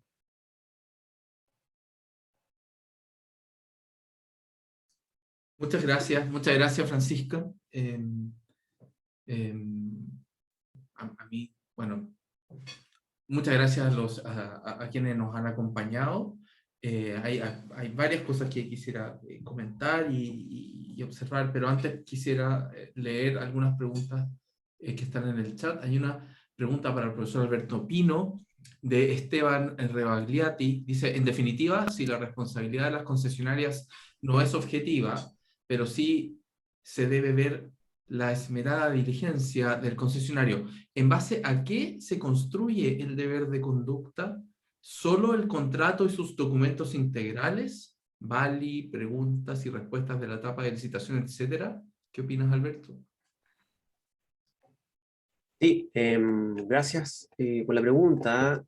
Claro, es un deber, digamos, el deber lo establece la ley de concesión, el artículo 23 y 35, más el reglamento, que son las normas que se citan normalmente, y adicionalmente lo que mencionas ahí, en el fondo, claro, la base de licitación, como en este ejemplo que les puse del caso de Vespucio Sur, ahí se invocó, digamos, lo que había prometido la empresa en la licitación y lo que establecían las bases.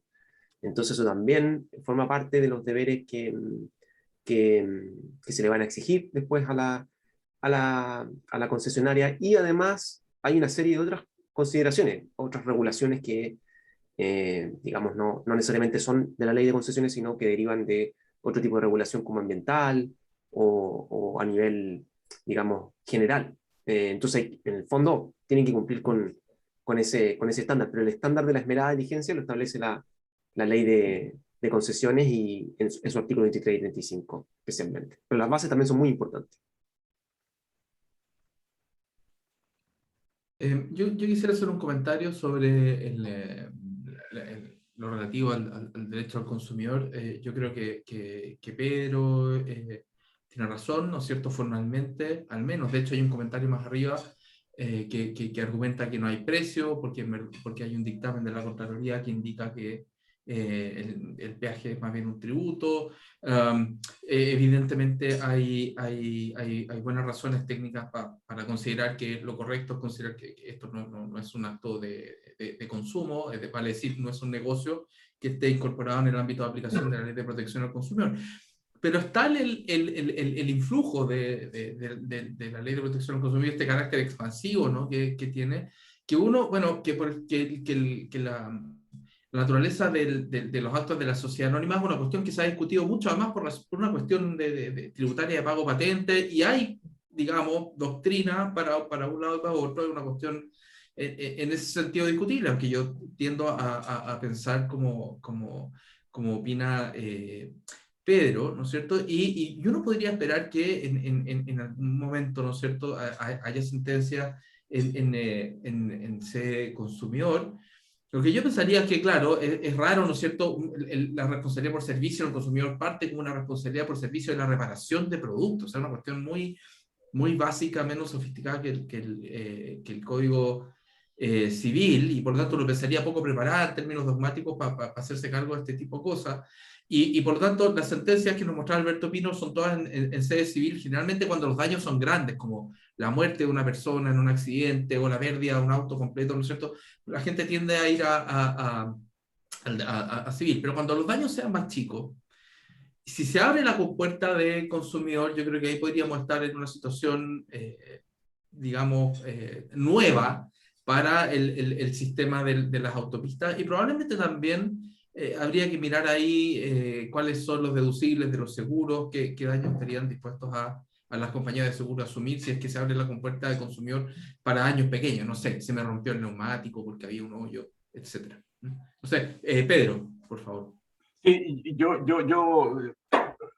respecto de lo que dijo Alberto, yo quería agregar una cosa que es muy importante lo que él comentó en relación al tema causal.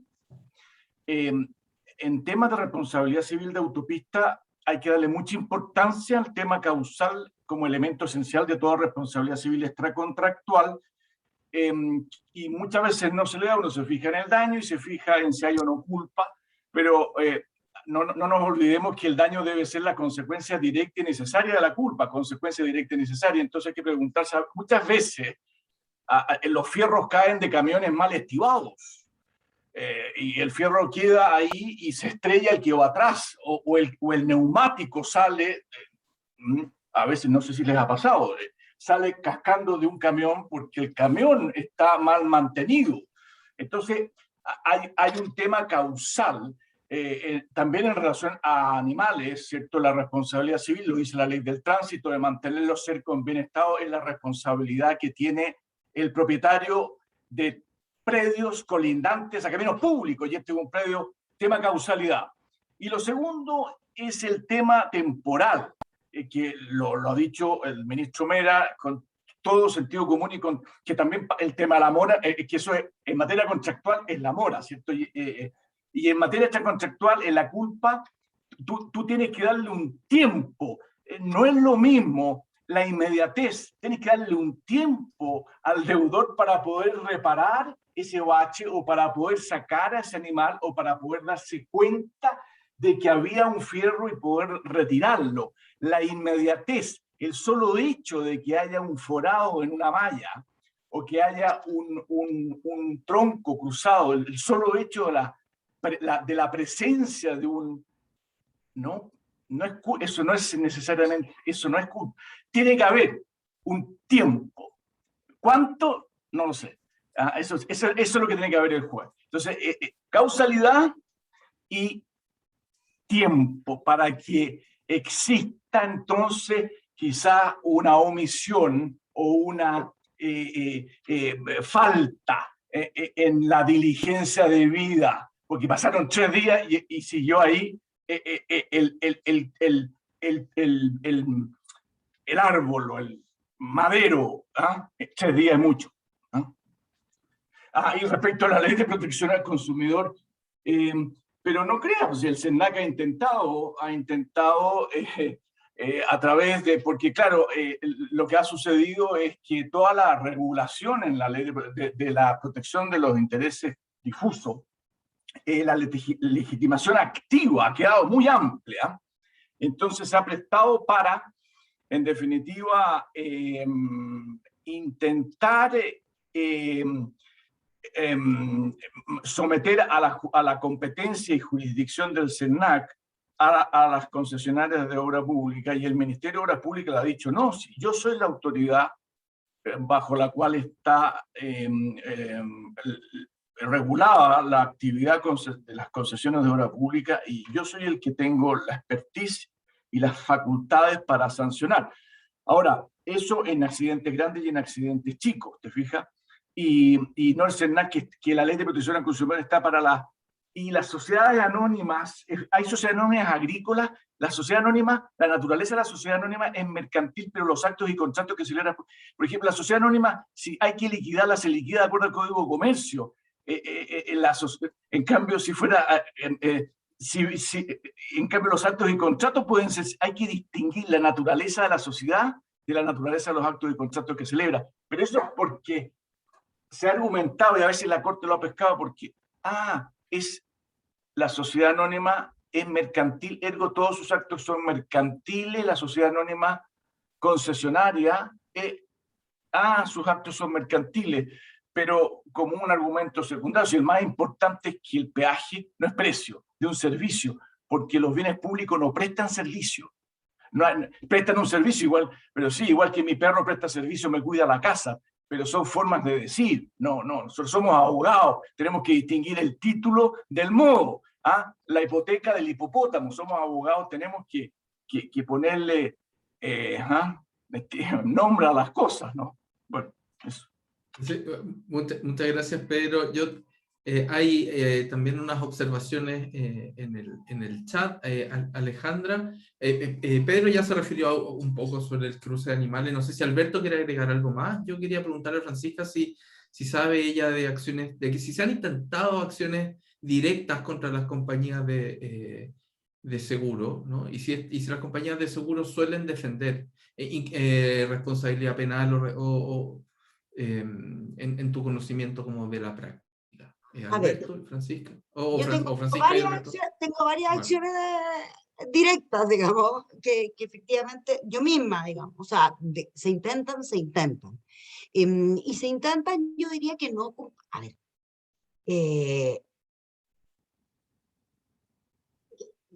quiero ser bien precisa en lo que voy a decir. Yo creo que está para cualquiera que ha estudiado el tema desde el punto de vista de su discusión legislativa, el cómo salió la discusión. Creo que para nadie experto hay duda que la acción directa no está contemplada en la legislación de seguro, ¿ya?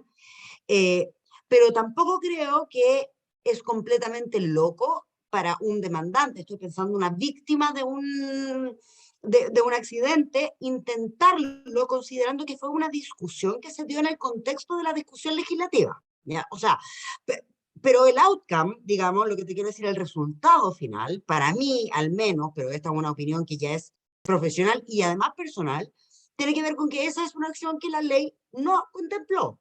Y podemos pensar que si eso es correcto o incorrecto, como una definición general de cómo queremos estructurar el producto, digamos, pero lo cierto es que es una acción que no está contemplada. De que se ha intentado y de hecho existen y hay defensas vigentes sobre el punto, en causas que por demás son públicas, por lo tanto tampoco estoy haciendo ninguna hay que buscarla, qué sé yo, pero las causas están ahí y existen. Y me hiciste otra pregunta. ¿Me preguntaste por la acción? No, estáis muteado, Osvaldo. Si defienden casos, o sea, si se estila que hagan uso de la defensa, ¿qué crees tú? ¿Qué parte de la cobertura consume la defensa?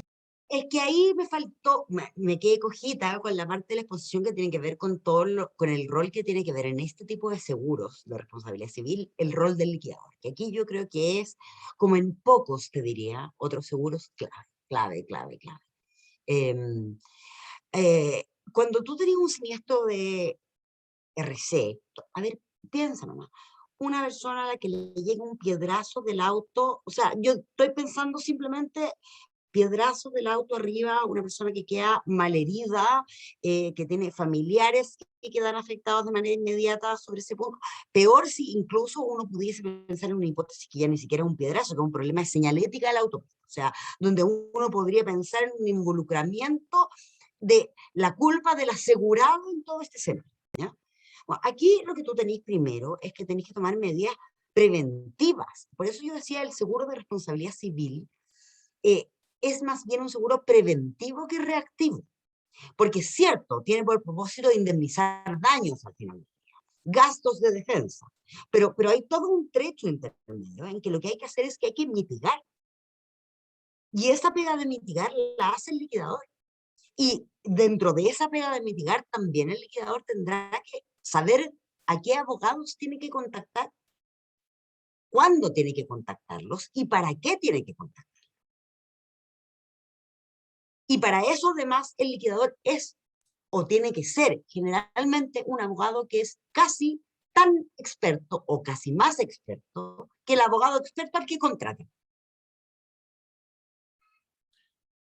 Sí, ahí yo veo que puede haber casos de conflicto de interés, ¿no es cierto? Porque la misma persona se tiene que pronunciar respecto de si hay cobertura o no. Entonces, No, bueno, porque ese es un pronunciamiento que hace el liquidador que además no lo hace porque no tiene que hacerlo hasta que no tiene una sentencia eventual. Lo que ocurre es que en todo ese proceso entre medio, lo que hay que hacer es un buen FODA de cuál es el mejor camino que hay que seguir en interés de todos. Y yo creo que eso es la belleza que tiene el seguro de responsabilidad civil. Y la pega grande del liquidador es que el liquidador no mira solo un mínimo interés, los tiene que mirar todos. Tiene que mirar al asegurado, sí, tiene que mirar a la compañía y las coberturas que la compañía efectivamente está cubriendo, y tiene que mirar a la víctima. Y tiene que hacer y todo eso con una mirada que es más arriba, y es ¿qué es lo que se ha fallado? Porque aquí, Sí. si es que alguien sabe los baremos, la historia de los baremos, si tú pensáis en los baremos españoles, ¿ya? Los baremos españoles, la historia de los baremos españoles es que incluyeron las compañías de seguros. ¿Por qué? Porque es el único mecanismo que tienen de proyección. Alberto, ¿tú quieres agregar algo más? Bueno, respecto a la pregunta de los animales, yo creo que es súper interesante y hay que ir viendo ahí cómo va evolucionando la jurisprudencia, como decía el profesor Zelaya también, desde el punto de vista causal. Claro, efectivamente ahí interviene un factor relevante. En el caso que yo le expuse, claro, había en realidad un problema en cuanto a que no se había cumplido con el cerramiento adecuado que debía hacer la concesionaria en este caso. Pero cuando, claro, yo veo si es que está avisado, si es que está cercado y aún así el animal rompe el cerco, la concesionaria no puede hacer mucho para evitarlo. Entonces ahí en ese tipo de casos probablemente habría que establecer que no hay responsabilidad, solo responsabilidad por parte por supuesto, del propietario del animal, pero la concesionaria en la medida en que cumpla con su obligación estaría liberado en ese sentido. Entonces, ahí se va a discutir efectivamente cuánto tiene que hacer para evitar este tipo de accidente. Solo eso. Sí, una pregunta final a Francisca de Bernardita Quipreos. Yo voy a meter la cuchara, perdón. Hay veces que sin necesidad de objetivación en términos jurídicos, cuando el estándar económico, ¿no?, para el cumplimiento es muy alto en los hechos, es como si fuera objetivación. Y yo en ese sentido comparto probablemente la intuición de Bernardita. No sé qué opina Francisca, quien está dirigida a la pregunta. Pero que, a ver, espérate, ¿cuál era la pregunta? Que me ¿Crees mataron. que se ha objetivizado la responsabilidad de las autopistas? A ver, yo tiendo a pensar que como todas las...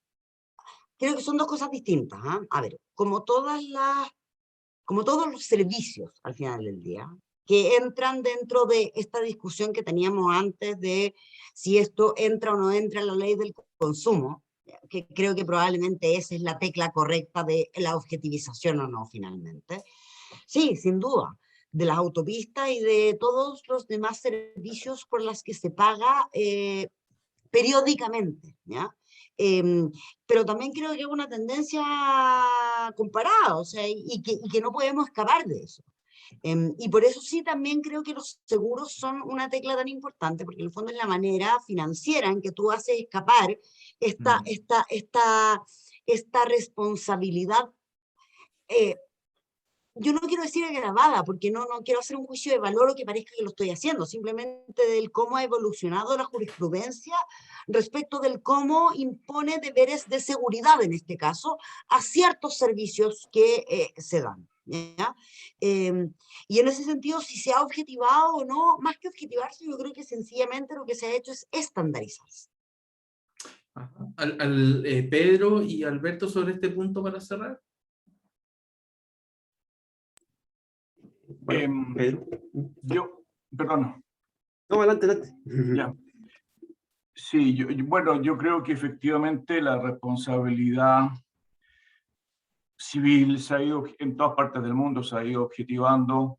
Basta ver la responsabilidad civil laboral por accidentes del trabajo, ¿no? Donde ya se dice que es responsabilidad civil por culpa, pero tú vas a un juzgado, litiga accidentes del trabajo en jurisdicción laboral.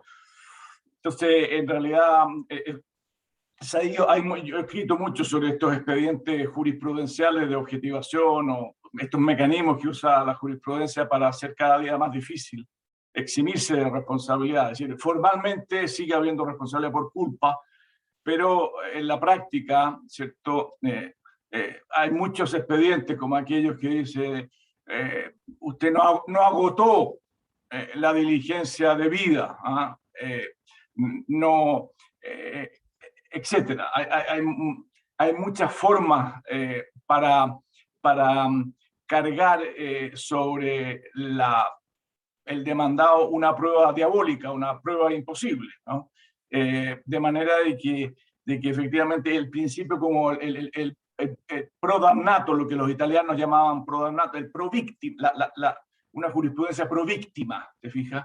Que hace que haya una interpretación jurisprudencial que algunos llaman creadora de derecho, otros la denominan contra leyem, lo que uno en derecho civil, cuando estudia la teoría de la ley, la interpretación de la ley, estudia una interpretación contra leyem, y uno ve en la Corte Suprema que la llamada en casación en el fondo a fijar la recta y correcta interpretación de la ley, bueno, que accede a una interpretación. Y así es, ha habido, a mi juicio, efectivamente una interpretación pro damnato, pro víctima, y por tanto una objetivación paulatina, pero es lo que decía la Francisca, son signos de los tiempos y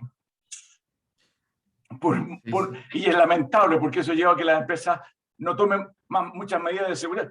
Oye, ¿para qué gastáis plata en seguridad si igual te van a condenar? Entonces, y lo han dicho todos los autores, ¿cuál conviene? ¿Un sistema de responsabilidad objetiva o un sistema de responsabilidad por culpa? Y muchos llegan en la responsabilidad por culpa, pues viejo, porque si le ponías empeño y tomáis las medidas, vaya a eximirte. Si adoptas un sistema de responsabilidad por culpa, no hay incentivo, pues igual te van a condenar. Igual. Entonces, no tomes más medidas. Las económicamente factibles, nada más. El resto no lo toméis. ¿Sí? Mételo en tu presupuesto, nada más. ¿Cuánto tenéis que pagar? Y punto. ¿Alberto? Sí, yo comparto.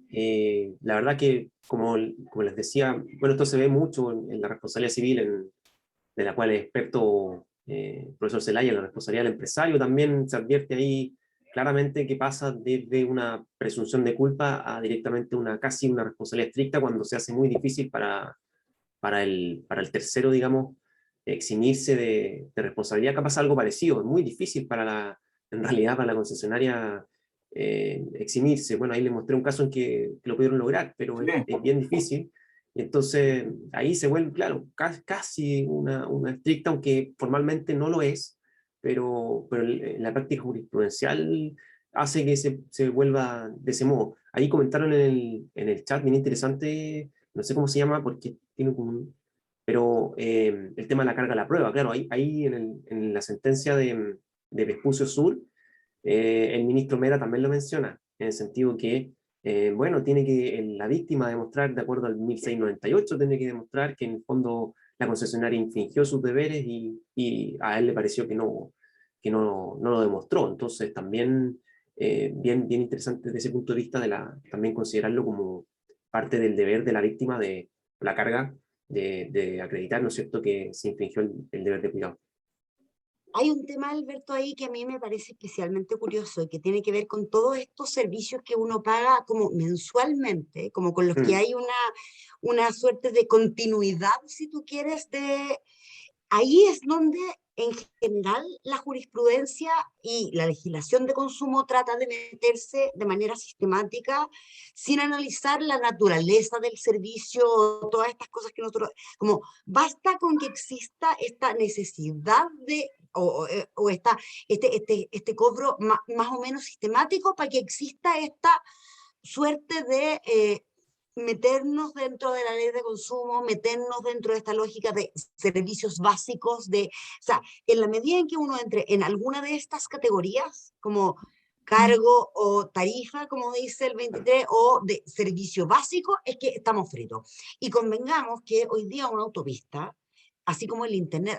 Hace 20 años alguno de nosotros podría haber pensado que Internet era un servicio básico, y hoy día alguno de nosotros podría discutir que no lo es. Claro. Y probablemente con las autopistas no pasa algo distinto. La autopista urbana, no, sí.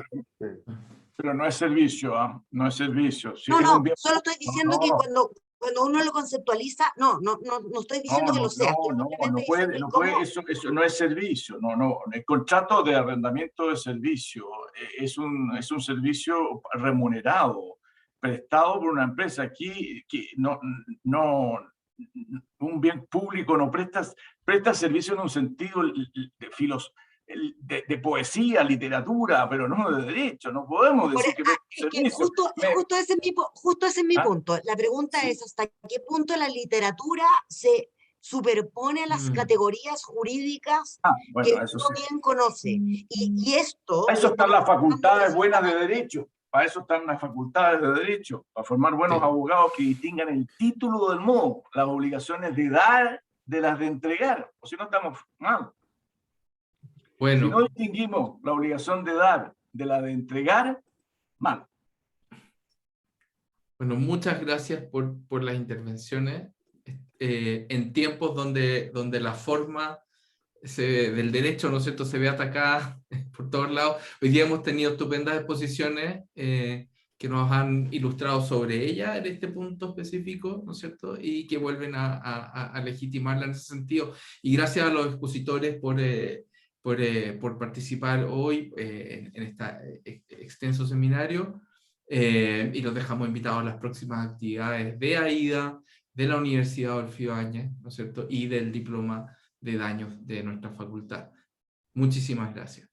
Gracias a ti. Muchas gracias. Muchas gracias. Muchas Un gracias, gusto. Osvaldo. Chao, Alberto. Gracias, Osvaldo. Pedro, un gusto Chao, haberlos Francisca. visto. Gracias a Constanza, todos. gracias Pedro. por todo. Adiós, pues Muy gracias a bien. todos. Chao. Gracias.